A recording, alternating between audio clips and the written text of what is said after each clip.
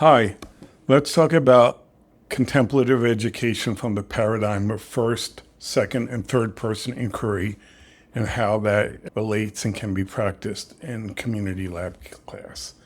So, first person contemplative inquiry is that we study ourselves, our experiences.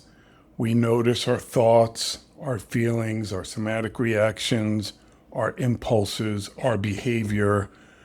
We look at our potential motivations, and we may look at how these are habitualized in some way, or what is happening in the environment that's making us go to these habitualized thoughts, relational patterns, impulses. So, some questions you could ask: what do I think is happening in this present moment? Why do I think this is happening in this present moment?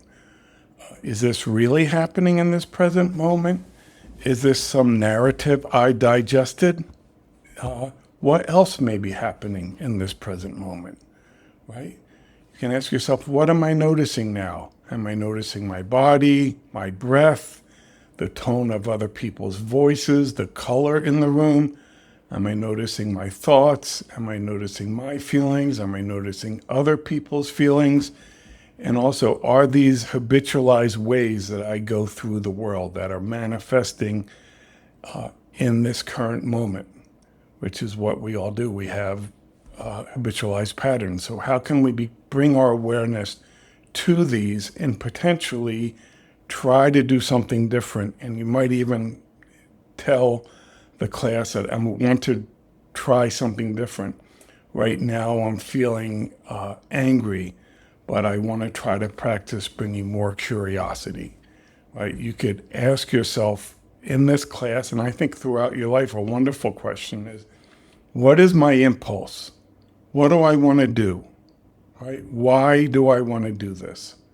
What might be my motivations for doing this action or that action, right? Am I following a script that developed in my childhood? Am I following a script that I saw other people I respect do in some way? Am I blindly rebelling against some behavioral script that I saw others do, right? And you could ask yourself, how would I like other people to see me? And who would I like to see me in what way? And why might I want them to see me in this way, right? Do I feel like in this moment I have to play a role in this group? Do I have to be the rebel rouser, or do I have to be a rescuer or a bystander and act like I'm not part of the web of karma that's occurring here, that I'm somehow outside of it, right? Do I have to be the truth teller who lets everyone knows what's really going on in this group because I alone see it most accurately? So these would be kind of the entry levels of first person inquiry. They, in the Buddhist tradition, it goes into the ideas of what is awareness, who am I, where do thoughts come from. I think that's outside the scope of this course. So second person contemplative inquiry is not written about as much and is kind of still a developing idea in the practice of contemplative education. But I think you see a few references that come from spiritual traditions, and one comes from the Zulu tradition and Butu.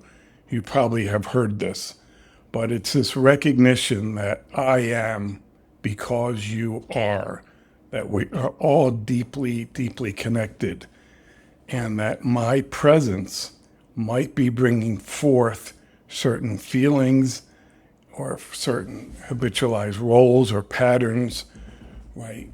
Can I get more aware of how I participate or not participate, how that potentially impacts others, and can I learn and expand by eventually hearing this? Now, this is more a practice in small group than large group, but this idea in this course would be like, can I listen deeply? What can I learn from others about their thoughts, about their experiences? When you're in a group, you're basically able to expand who you are if you remain open to what other people's experiences are, right? And Buddha goes on to talk about the need is for understanding, not revenge or not control.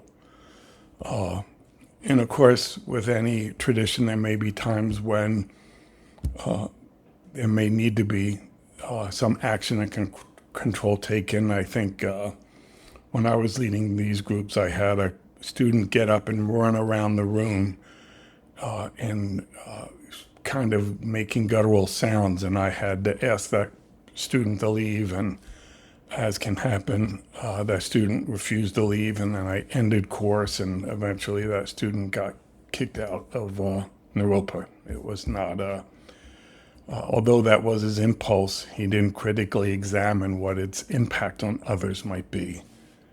The other term that comes up when we look at second person contemplative inquiry is interbeing. How can I understand myself as part of what is happening? How can I understand everyone here as part of what is happening? How can I bring a more curious, inclusive spirit to expand myself by learning and listening to others? How can I not listen to others in a way that I quickly put them into some pre-arranged former narrative, but how can I listen for the details of what they say that will be new to me and expand what I'm saying? This is you're not there yet, but the heart of body, speech, mind practice is we're trying to get beyond this intellectualization that's so habitualized in the West. So let's talk about third person contemplative education in terms of this community lab class.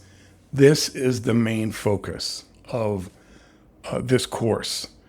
This is where you're wondering, why is this class doing what it's doing? The object of attention, exploration, and curiosity is not so much yourself, not so much the other people, but the group as an organism in and of itself. So this is very important as you step into various groups. I think this is an opportunity, and I'll make many videos about multiple theories about this, of what is occurring in this group in some way, right? Is this group, is there a pressure to conform? Is the pressure to conform in what way? Is there obedience to authority?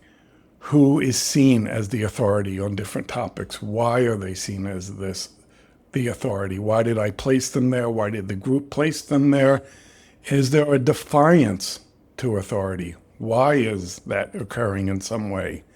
Is this group remaining open, or has it cognitively and relationally had closure where nothing new can happen? Why did that happen? How are each person participating in this? Is there a way to shift this energy? Does this group have a Western reduction, simplification of thoughts, right? Or is it staying open to trying to understand the complexity and the interbeing of events? Is there a scapegoat happening in the group? Who's the scapegoat? How did that happen? How do we get that not to happen? What are the subgroups in this group? Who's part of which subgroups? Why does the group mind see these as the predominant subgroups, where really, most likely in any group, any two people have some kind of unique connection? But are we just falling into some familiar dominant narrative about what the subgroups are? And how is that helpful? I've written a ton about intersectionality in group work, and if you're really curious, I can send you some of these articles. But are we seeing people in their intersectional complexity? And are we able to connect with them in their complexity? Or are we closing off and just labeling them as this or that? Is that happening in the group? Why is this happening?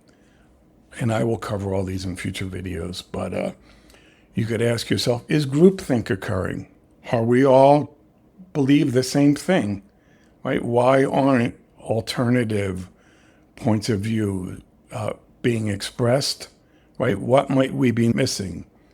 Or you could study the group. Is there a socio-cultural enactment going on, right? Is what's happening in this group somehow reflect what's happening in our society in some way, right? Is there a pull towards tribalism and othering in this group? How is that happening? So this is really the main focus. You will go through life, you'll be part of many groups. I think this is wonderful training in this program, although very challenging. If you stay with this program, you will most likely move into kind of leadership positions where you'll be having to manage systems and group dynamics. And this is the class where you can really practice getting beyond yourself, getting beyond other people to look at the more complex web of karma, of what is happening in the group, why is that happening, what are the other possibilities. So I really invite you to, when lost in large group or in community lab, to ask yourself, what's happening in the group? What's happening in this present moment? Why is this happening? Outside of any individual, what was the unique blend of ingredients that created this happening? In groups, there'll be a pull towards simplification, a pull towards dominant narratives, which are very, very limiting and sometimes oppressive and damaging. But is there a way you can examine what's happening in this group and potentially find a way to speak to it? And we all need humility. And I would say, this is how I'm seeing things. This is why I'm seeing them this way. This may be personal. Maybe it resonates with others. So that was my brief talk on first, second, and third person contemplative inquiry in terms of community lab course.